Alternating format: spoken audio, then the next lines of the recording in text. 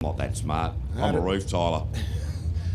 It is certainly harder to pick than a broken nose some days. You sit here and you think, geez, that looks bad, but then they just lay one down. And Sam Newdick is another one that makes it look so unsurprising. So TNT Racing, we are now in Group A. This is the TNT boys, Brett Thompson and David Toms. And when I was sort of talking to them, they said, look, we're happy, we just don't quite have the power we want, although he knifed it around there, took 2 bites at the right-hander. He's got the 406 Chevy wound right up, Sprint Tech hull, beautiful hull. Oh, a little bit unsettled there, copped a bit of water, but he gets away, tidied up nicely, beautifully big narrow. Crab walk sideways there, Shred. Geez, that caught him unawares, didn't it? Yeah, Aramex sweeper, here's that water, the rough patch. What's he? Oh, lost it. Oh, yeah, so did I. He must have knifed it left hand, didn't see the outcome of it, and bogging it down out of the left-hander, out of MTW. Yeah, so what I was trying to say to you earlier is the secret is stay out as wide as you can from the light tower. See the cutout between the middle of the islands that we saw Robert White go down? Yep. You need to be out there to enter into that channel, because if you hug that Sprint Tech island too early, you'll hit that wave too early, which won't settle the boat, which obviously we saw Chris Edmonds. So the smarter cookies will go wider into that kidney cutout. Yeah, that's what we need. So coming out of PSP up the top, come out wide, and then as they're turning left in between Sprint Tech and then right between Mouth Fresh and MTW, the wider the berth, the easier it is to get through there. Yeah. So, well, the smarter cookies are they in the packet? We'll see, mate. Righto. Taranaki, man. Matt Harrop and Pinky doing the navigational duties. And look, I tell you, these No Limit boys, they're going pretty well today. They've really been starting to get further and further up that tree. And, of course, this is their rookie season as well, and doing a great job of it. Loads of confidence. He's certainly not scared of the throttle. You can see he's just got it pinned. The water's unsettling the boat every now and again, but really, all in all, he's done a beautiful job of getting out of there. Yeah, really very well done there from Matt Harrop, running it beautifully. Look, they're sort of listening a little bit to you. They're getting a bit wider out there. Yeah, that's what you need to do. See how he got round there so much quicker. So they've got to come wider. The wider you get, the more chance you got. Down the run for the line with Matt Harrop and Pinky, and across the line, and a 51.488. Brett Thompson was a 54.328. So Matt Harrop about 3 seconds quicker there. I tell you what, Pinky's pretty excited in there. He's clapping his hands, so obviously they're pretty ecstatic with that. So 51 to come out from the break and lay that down. That was a great time from Matty Harrop. So. And now we go Super Mario Ross Travers. This will be really good. He's been playing with the nozzles, changing a couple of tunes. He's got the revs, he just needs to push.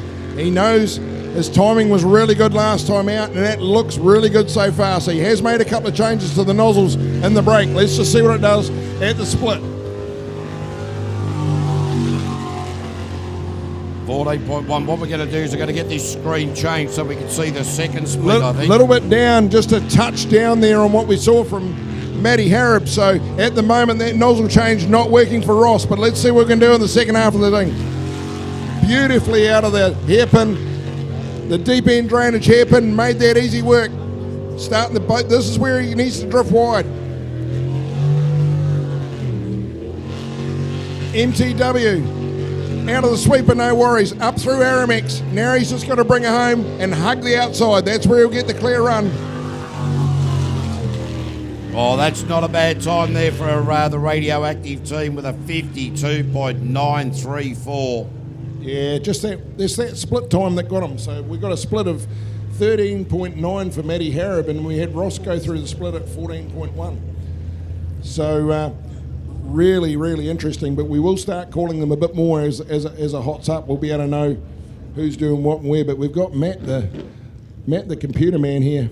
Oh, wow, have a look at that, mate. It means that we can actually see the second split a bit. No, we can only use the first split. We only can use the first, mate, but at least we can see it. Well, that's much better.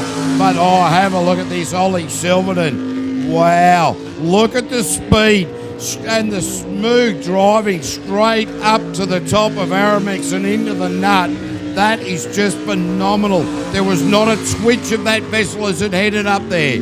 I tell you what, the interesting thing is 13.5 for the split. He's up 0.5 on what Matt Harrop was doing. At the moment, he is cranking.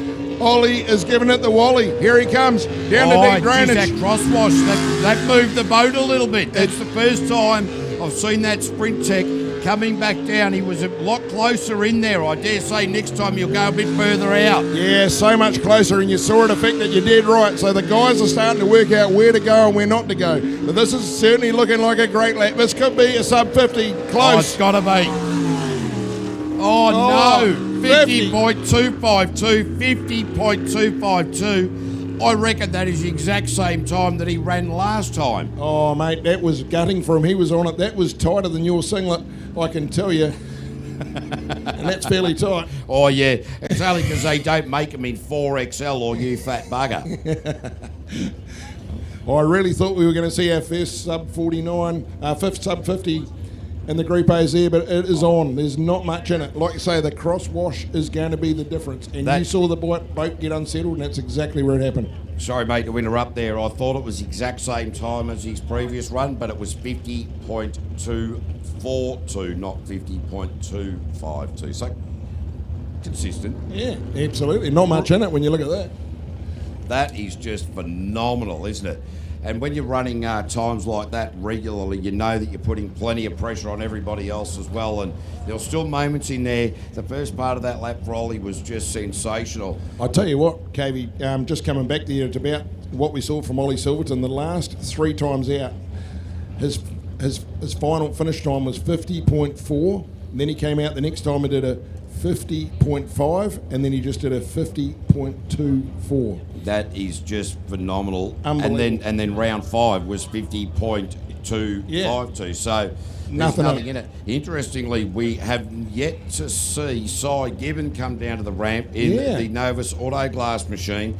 Just try to look down to the pit area, and I dare say they are going to miss qualifying round number 5. Obviously found something it's one boat that I never got to catch up with in the lunch break, to be honest, and obviously they've got a few technical issues there that they're trying to find, but they have got one whole qualifying they can sit out. Yeah, look, and they were having a very good look in there. The mechanics were doing a lot of talking, and so while I tried to get a little bit of information, they largely ignored me. They had a job at hand, and fair enough as well. So would love to see